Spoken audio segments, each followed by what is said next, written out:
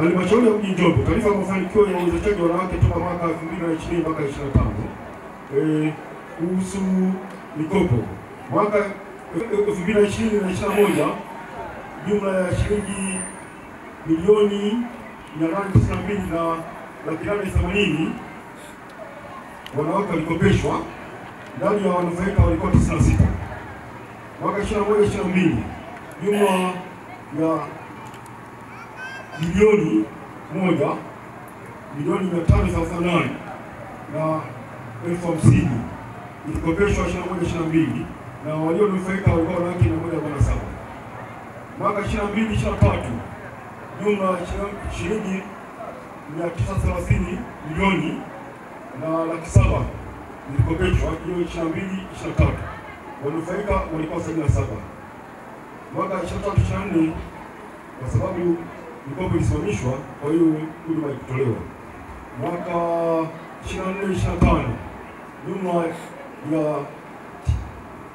milioni 1 na milioni 144,598 na 600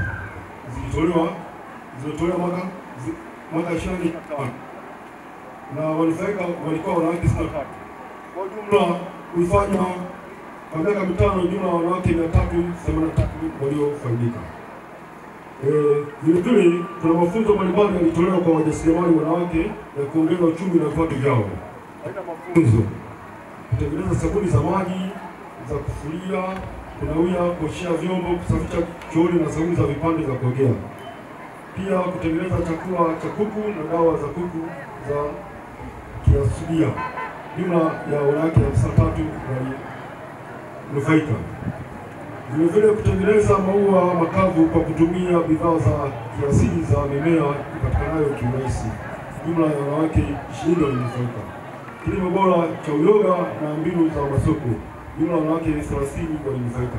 Na kufanya jumla ya wanawake 103 walionufaika na shughuli za ujasiriamali. Nichombe rasmi.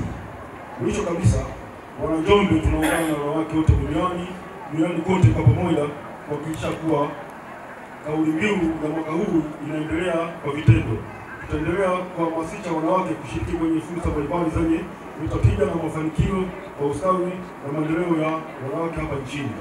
Wanawake wa Njombe wataendelea kumpongeza Mheshimiwa Rais wa Jamhuri ya Muungano wa Tanzania Dr. Samia Suluhu Hassan kwa kuendelea kuliongoza taifa hili kwa umahiri mkubwa, hekima, usawa na uadilifu mkubwa.